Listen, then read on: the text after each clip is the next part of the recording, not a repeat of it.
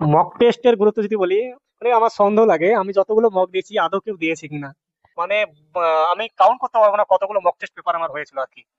এইটুকু জানি আমার বন্ধুদের মধ্যে সবচেয়ে বেশি মক আমি দিয়েছি, বিভিন্ন সোর্স থেকে দিয়েছি। তো মক টেস্ট দেওয়ার জন্য একটা জিনিস কি হয়, সাপোজ ধরে নাও 200টা কোশ্চেন আছে বা হিস্ট্রি জিওগ্রাফিতে। তো সেক্ষেত্রে 200টা কোশ্চেন কিন্তু আমি জানি না। 200টা যদি জানতাম তাহলে তো 200তে 200 পেতাম, কিন্তু সেটা তো পাই না। সেক্ষেত্রে ভাই মক টেস্ট দেওয়ার জন্য আমার মানে গেসিং পাওয়ার এতটা হয়ে গেছিল যে কোশ্চেনটা কোনদিন আমি পড়িনি, সেখানে এলিমিনেশন মেথড করার আমার প্রবাবিলিটিস খুব বেশি ছিল।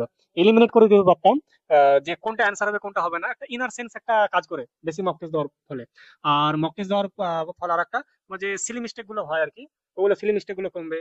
তো মক টেস্ট আমার মনে হয় প্রচুর লেভেলে দেওয়া উচিত বলে আমার মনে হয়। আমার এমসিকিউ যদি একদম রহস্য যদি বলি, এত এমসিকিউ স্কোর বেশি হওয়ার কারণে আমার মনে হয় যত আমার ফ্রেন্ড আছে সবার থেকে আমার মনে হয় বেশি এমসিকিউ থাকে। তো আমার মনে হয় মক টেস্ট আমি প্রচুর পরিমাণে মক টেস্ট দিয়েছি, মক টেস্ট দিলেই আমার মনে হয় এমসিকিউ 600 প্লাস ক্রস করে যাবে।